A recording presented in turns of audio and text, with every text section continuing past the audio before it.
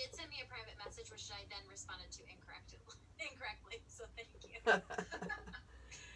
That's okay. But yeah, I'm excited that you're here to do this. I am pumped for it. Look, you already got your slides up and ready. Yes, I made her the co-host because I have the power. But I guess from co-host, you don't have the power to do the breakout sessions. Is that correct? It doesn't look like I do. Okay. Which is fine. The thing that I am learning about Zoom is as they are preparing for thousands of people using their platform that they weren't prepared for, every single day they come up with new widgets that is super helpful when you've used Zoom for 7 years, because every day it's like, what's new the day? And yeah. Like working in the hospital these days, by the way. Yeah, maybe I'll take Zoom. So I can't put them into groups, which is totally fine. I can share my slides, but then spoiler alert before they all come back. So I'll do Caitlin and Krista. I'm assuming you're familiar with the program just because I'm assuming it happens all the time. So I introduce the concept. Here are the directions. These are the people. I'm going to ask them to take note of this or a screenshot of this. Ooh, yep. Right, because of technology. And then they have 10 minutes to go into the room. And then we will process out how the decision is made. And then I will go through all 14 people. And then this is just like, this is just a regular day, right? So how are people making decisions? And then open it up for further conversation. And depending on time, this is the conversation I thought I would have. And then if needed, we have additional processing questions. But again, depending on time, when we get to Easy, Hard, Now, and Promise, we could put them back into small groups. Okay. But how many? So there are 20.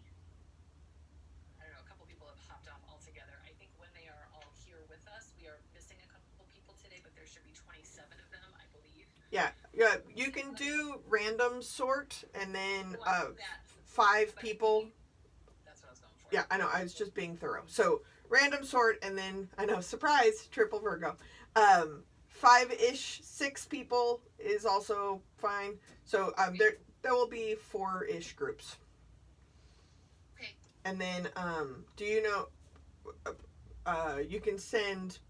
You can type prompts into the break rooms. Do you know to do that? Yep. Mm-hmm. Okay. I did that when we had our breakouts the first hour. Great. Yes.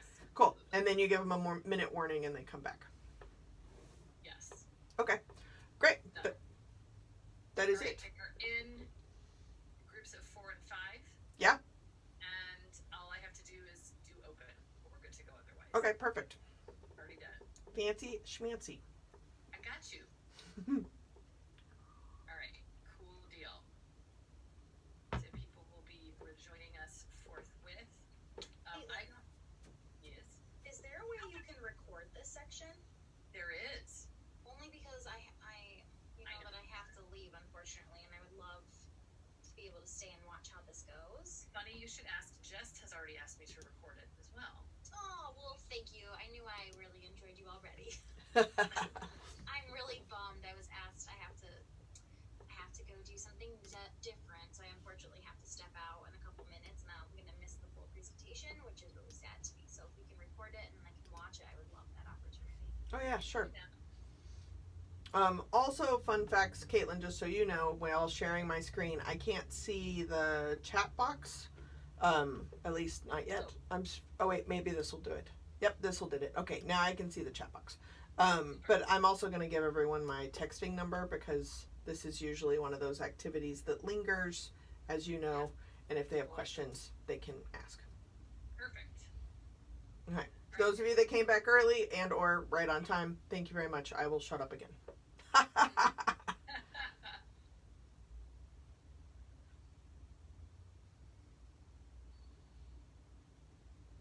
Actually, Jess, can you unshare your screen for just a moment?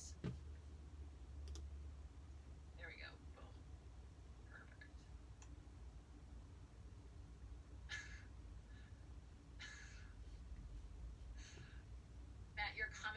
nurse residency today has been top notch. Demogorgons, that got me. I was dying. I was like, they got her. We need to go get her. Also, I'm pretty sure he would be flattered by the comparison there. Thank you for that. Okay, so it looks like most everybody is back. So we're going to go ahead and start because we have a final guest speaker. I'm so super duper excited. So Jess, you'll be able to go back to share your screen momentarily, but I'm going to introduce Jess Pettit. Oh my gosh, I can't like encapsulate your whole entire bio in a short, quick sentence. I'm not even going to try, but Jess is a professional public speaker, social justice educator, a wonderful human. I'm so glad that you are able to join us to do this last piece for our morning together of nurse residency. So I probably left out 17 things. I'm sorry, but I'll stop talking now. Welcome, Jess. We're so glad to have you. Well, I appreciate you leaving out how terrible I am at baking bread. So, thank you for leaving that out. I'm really confident in other areas, and today, luckily for you, is one of them. The bread making thing is really actually not going very well at all. But, okay, I'm going to try and share my screen again. It looks different, but let's see if it works. Magic? Magic technology. Okay, fantastic. So, first off, thank you very much for having me. When Caitlin and I actually first met each other, I was actually doing this training in person at your school. And that was 100,000 years ago. And this particular activity that we're going to do, I know some of you are like, I roll, I'm on the couch. It's totally fine, you can be on the couch. But we're going to be doing an activity that specifically takes the Tom's ethics conversation one step further. So where I probably don't look like a guest star in a Beatles documentary, I am curious also what kind of documentary you think I might be in. I could name a few. What I also want to give you is there's going to be an opportunity for you to take a screenshot of a list, or you're going to need to write it down on pen and paper. So I like to give you a little heads up about that. Or the other thing is you're probably going to want my texting number. I can manage the chat room while we're all talking, but I just like to let people be prepared in advance, as you're either going to have to take a screenshot or write something down, and you probably also want to write down my text number. I give this text number out to pretty much every audience I work with because the work that I do, if I'm doing my job, is thought-provoking, and later on you're going to have some questions. And so consider me your social justice diversity person in your pocket.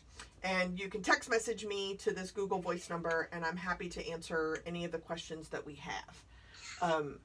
What I think is interesting or really cool, I guess, about being able to work specifically in the healthcare industry, whether I'm working with nurses or doctors or students or even patient experience folks, is that there is an underlying self-reflective issue that I think we all need to get to, that actually diversity trainings have messed up. And what I mean by that is that bad diversity trainings have, at least in my experience, told me that I am never, ever, ever, ever supposed to make judgments and assumptions. Just out of curiosity, I'm assuming y'all have probably also heard similar things, that you're not supposed to be making judgments and assumptions. And what is weird is that is not only just terrible advice, but it is also not how we function. So listening to Tom and listening to the stories before of the two other folks who were doing great work in a different location, that's when I came in. What is fascinating is we make judgments and assumptions always so that we feel safe and prepared when interacting with someone else. So as soon as you enter a patient's room or as soon as you open a curtain, you have to determine what is going on and then determine, do you need help? Do you know how to do this? Do you know what's going on? And then that information kind of plinkos through your lived experience, and then you can determine what to do. So it's not making the judgments and assumptions that is always terrible, or at least limiting in your relationships, but it's what you do with them.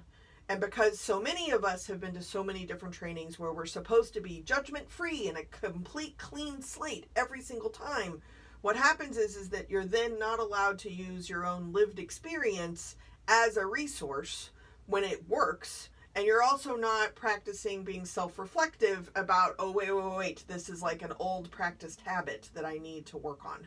So that's what we're going to spend time doing today. What I love about this particular activity, and I hope we can do this, I could do this all the time and always. Just a reminder, because I saw the thing. Caitlin, are you recording this? Okay, excellent, because I wanted to make sure Christy got to see it. So, we're going to do an activity, and I'm only going to give you the directions once.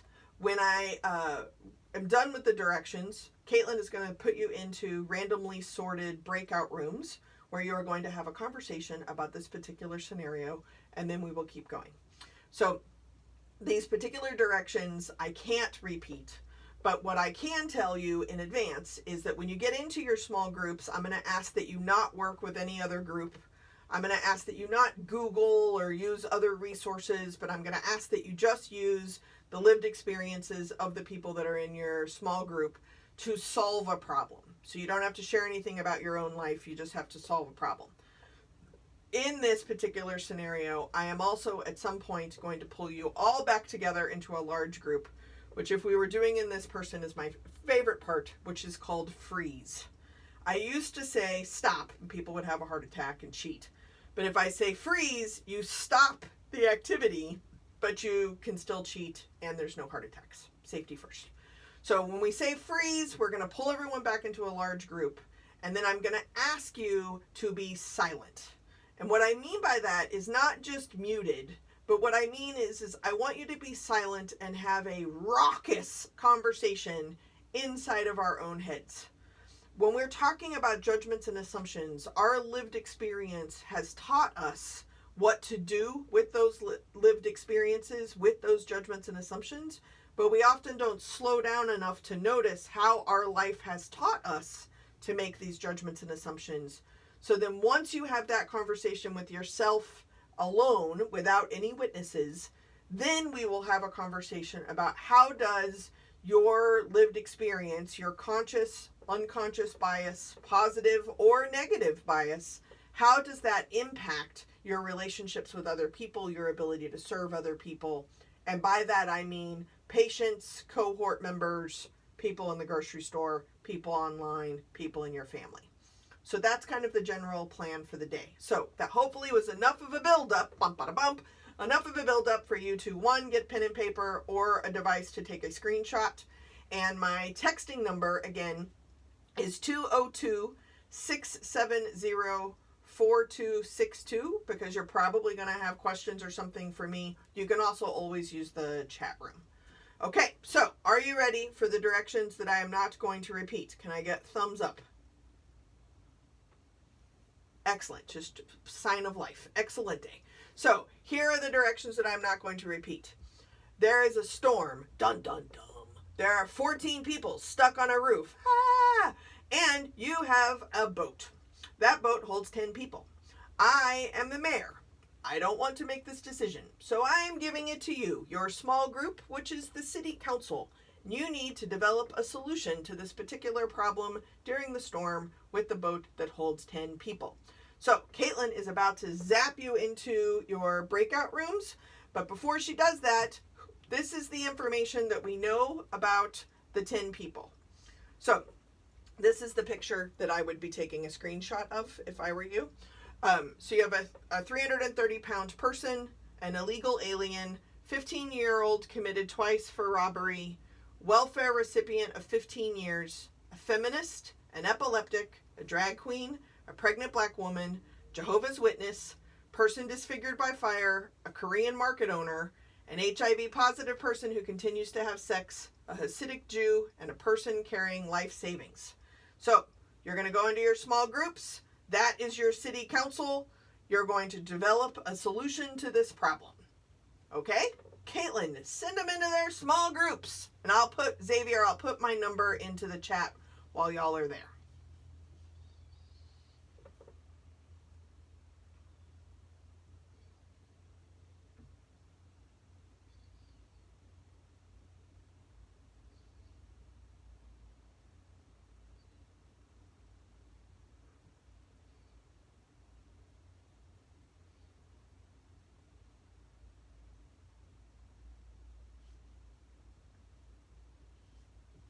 Excellent. I think that if you want to put, is it Zaris? Is that right?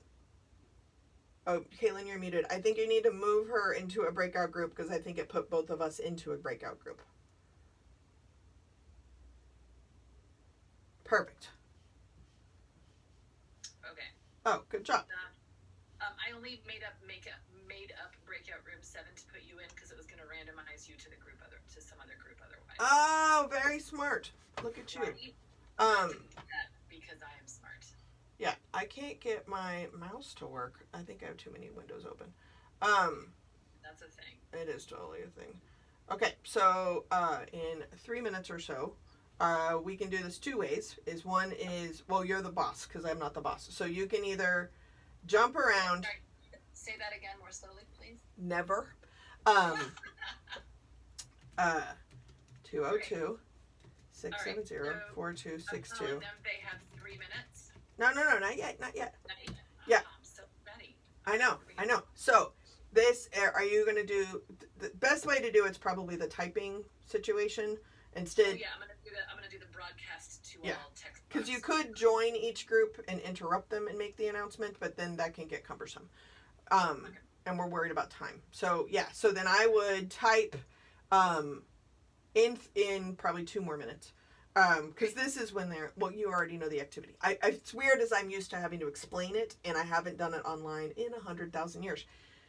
So, You're gonna bring it online a whole lot more, is my guess. I know. Okay, so, different Sorry. story. Okay, so all caps, emergency announcement.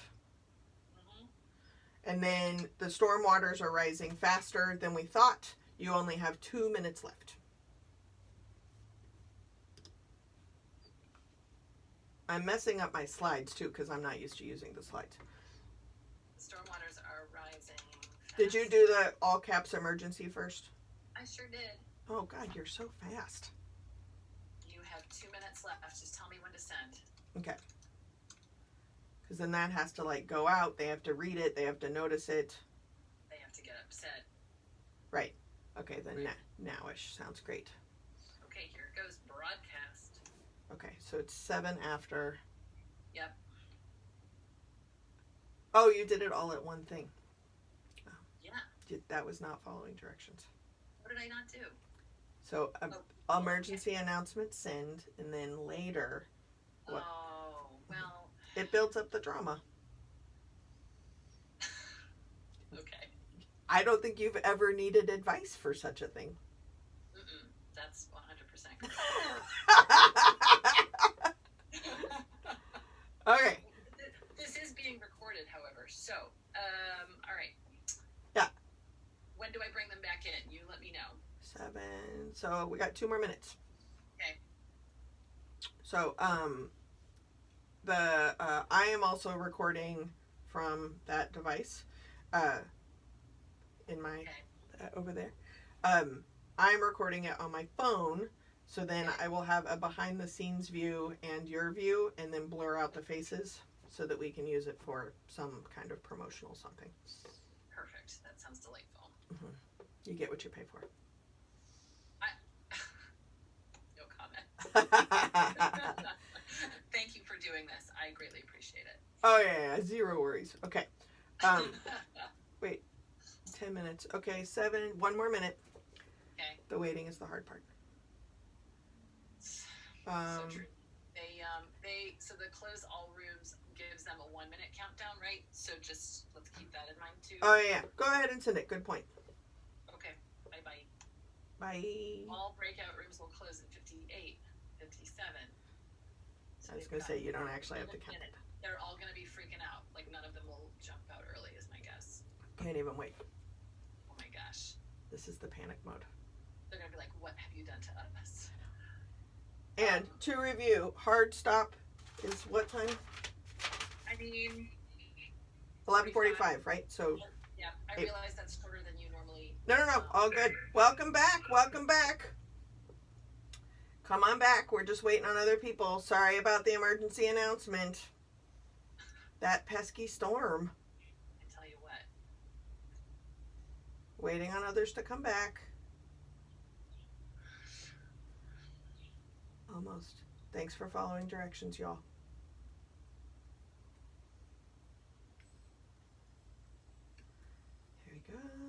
Come on back. All right. Now they should all be like boom, boom, boom, boom, boom, boom, boom, boom. And here they come. Great. Okay, welcome back. Welcome back. Oh my God. Okay. Welcome back. I hated that experience. I know. Okay. You're totally welcome. Okay, so this is the equivalent of me saying freeze. So first, I am a trained professional. There is a reason behind everything and it will become clear. But what I'm going to ask you to do is to mute yourself, because this is when you are going to have a raucous conversation inside your own head. Okay? So I know that you are very mad at me right now, and that is why we are doing this online. So you can't even come at me. But there is a reason, I promise. Okay? Now, what is fascinating to me is that over my 20 years of doing diversity or social justice related work, I cannot get people to pay attention to what is happening in their own heads. Hardly ever. So what ends up happening is that we want to have a conversation about what is happening in our heads, but we're not having a conversation about what we are doing with what is happening in our heads. So we need to have that conversation first. So, anal retentive people in the room, I know who I'm talking to, I will tell you the answers. So just relax. But what I want you to do is freeze in this moment. If you are feeling frustrated, you are nailing it. If you're not feeling frustrated, you are also nailing it, because you need to have a very raucous conversation with yourself. In order to talk about judgments and assumptions, to get to conscious and unconscious bias that is both positive or negative, and how that actually impacts what we do, what I want to do is focus on how very typically these groups, any group, not just your group, I wasn't even in your group, but I guarantee you, you are a human being, and this is probably what you did. So I want to talk about the hows of how people are making these decisions so that we can get that out of the way. Because the actions behind our judgments and assumptions is one piece that usually distracts us from getting, almost like an onion, getting to how our lived experience has shaped the stories that we write about other people. My main emphasis in my work is that it's not about not making judgments and assumptions, because your education and your experience is important for that, and we like to feel safe and prepared. But what's important is to recognize that you do make judgments and assumptions that limit your ability to serve and connect and build relationships with other people. So it's not writing a story. It's recognizing that you do, and then printing it out, triple space with extra wide margins, so that you are curious and generous and authentic and vulnerable in seeking edits to the story that you are writing. That is my main goal. So to get to that place, please just trust the process. Here we go. So I told you that there were 14 people stuck on a roof. There's a storm. You had a boat that had 10 people. As the mayor, I deflected responsibility down to the city council. This happens all the time because I'm going to go play golf now. You're in charge of the yucky stuff. Bye-bye. So then I leave. So then the city council has to make a decision. So inevitably what ends up happening, I did not say anybody has to die, but we are pretty catastrophic in nature, so we figure out who are the best people to murder. That is actually not in the directions, but let's not get too technical. So what is fascinating to me is that with these obscure directions that I don't repeat, and it's not actually about who you put in the boat. I don't care who you put in the boat, although I'm about to tell you who you probably put in the boat. What I think is fascinating is that we get to some Armageddon Will Smith movie here, right? Like where the world is coming to an entire end, and we've suddenly had enough time to do a resource inventory to determine we have one boat available that held 10 people. But if it's Armageddon or the end of the world, we would also need to be in that boat. So right now with COVID-19, we keep hearing that we're all in the same boat. No, we're different boats, but we're in the same storm. But here's the reality. If you pictured Armageddon but didn't rescue yourself or the mayor, then what we're actually doing is often called service learning or community service, where we somehow are absolved from the problem, but those people over there, they're the ones that are in problem. they probably can't make this decision for themselves, so let me help. So then we give them our one little resource, but we're still comfortable to protect them from Armageddon. And then we start sorting out the 14 as to who would get on the boat and who wouldn't get on the boat. So we can play ethics questions, right? Like people who were on the roof and not in the boat, they're the ones that survived. Everyone in the boat capsized and they died, right? Oh, now you're feeling really mad at me because you were super excited about saving certain people, because we build like alliances and our favorites and those kind of things. It could also be the case that when we are solving this particular problem, how we have this conversation, how we engage is exactly the same, no matter the group, no matter the education level or what's going on. There are 5 different processes that people tend to choose. The first one is morally good, morally bad.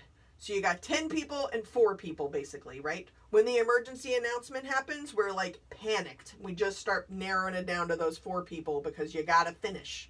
Says who? I digress. Morally good and morally bad people is usually the first starting place of the conversation. Usually we're pretty polite. Sometimes we're pretty opinionated. Usually someone steps up. Usually someone steps back. Just notice that might be a pattern of how you show up. So we don't actually know who is a good person, who is a bad person. We don't know any of that kind of stuff, right? At all. After that, we might possibly then look for volunteers. So I call this the pageant method. So maybe we need more information, or like, I'm not God, so how am I supposed to be able to determine it? Or you want to seek like more information. The more information you have, the harder decision it would be. And I think it's important to say, I'm not God, who am I to make these decisions? You put the pregnant black woman in the boat almost instantaneously, but you didn't do it for health reasons or medical reasons or something like that. You did it